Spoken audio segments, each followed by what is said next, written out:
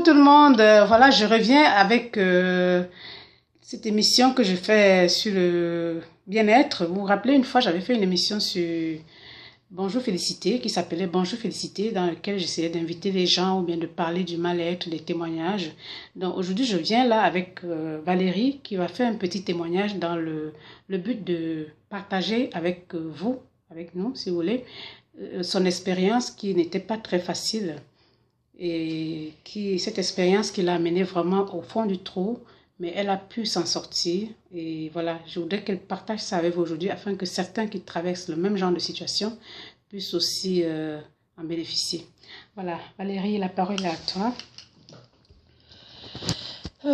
Bonjour à tout le monde. Bonjour à tout le monde. Je m'appelle Valérie, j'ai 51 ans aujourd'hui.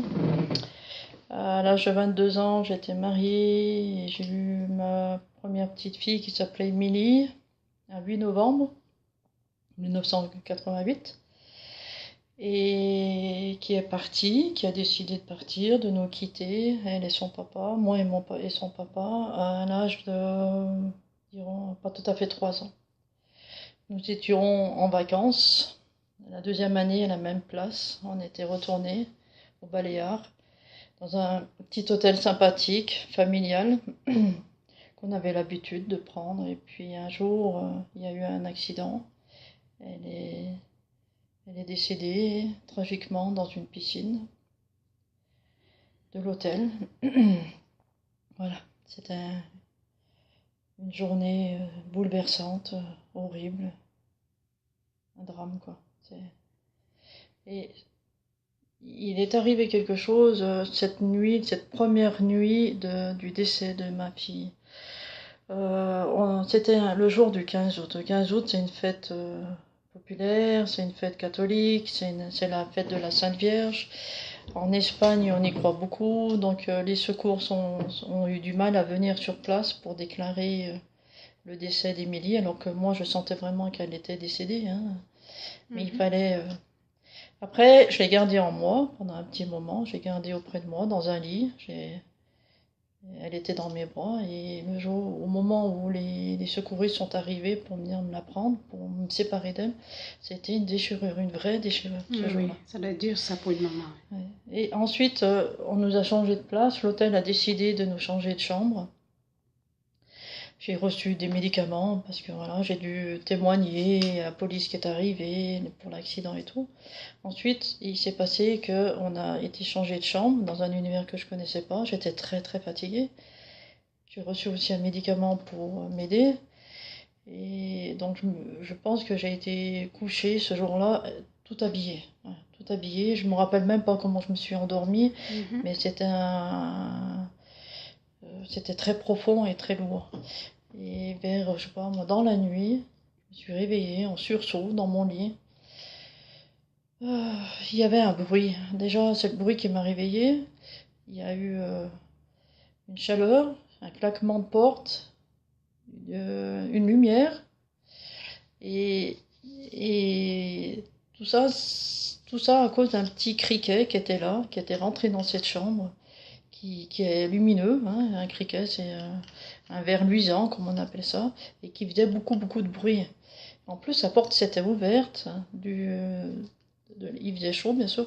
La porte du balcon était ouverte et elle claquait.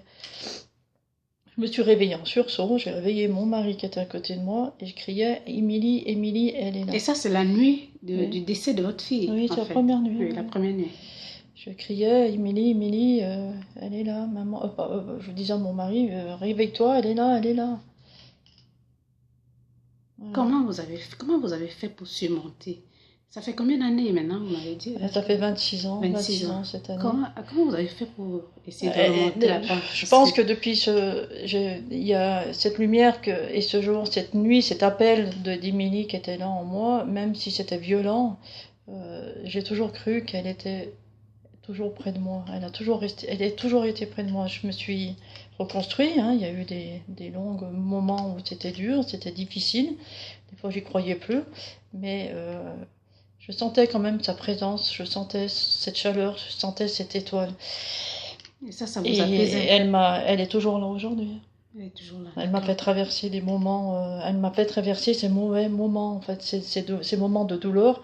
Elle a été là auprès de moi pour me dire, Valérie, va, suis ton chemin. Est-ce que c'est possible d'exprimer une douleur pareille quand on perd un Non, enfant? non. Non. C'est vraiment un mal-être, une Bien dépression, sûr. même en sombre. Hein. Oui.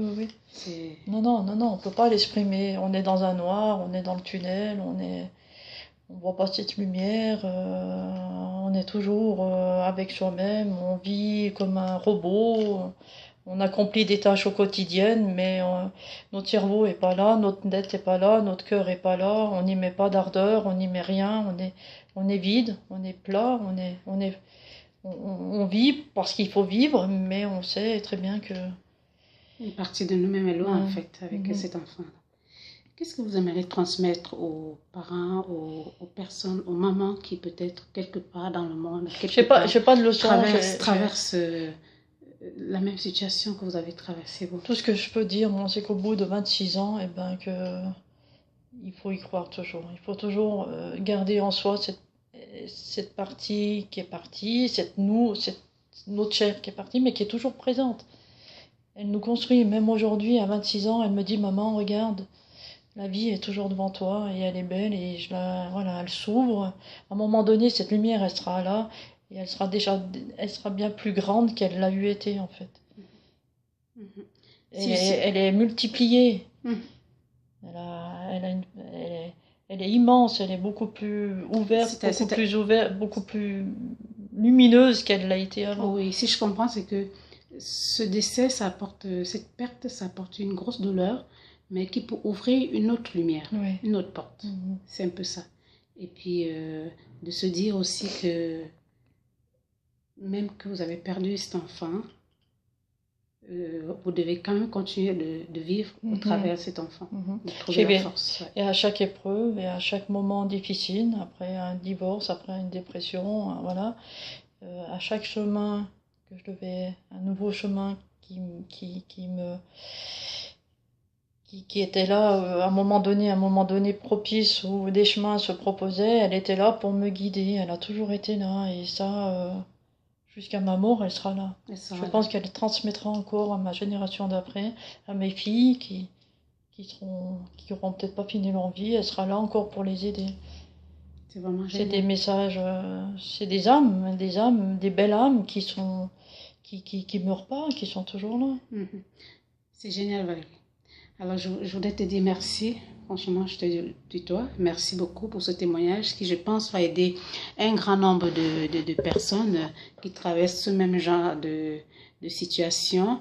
Je fais aussi un appel aussi aux personnes qui voudraient faire ce genre de témoignage, que ce soit en bien ou en mal, c'est égal, mais c'est ces témoignages qui peuvent rendre service à d'autres personnes.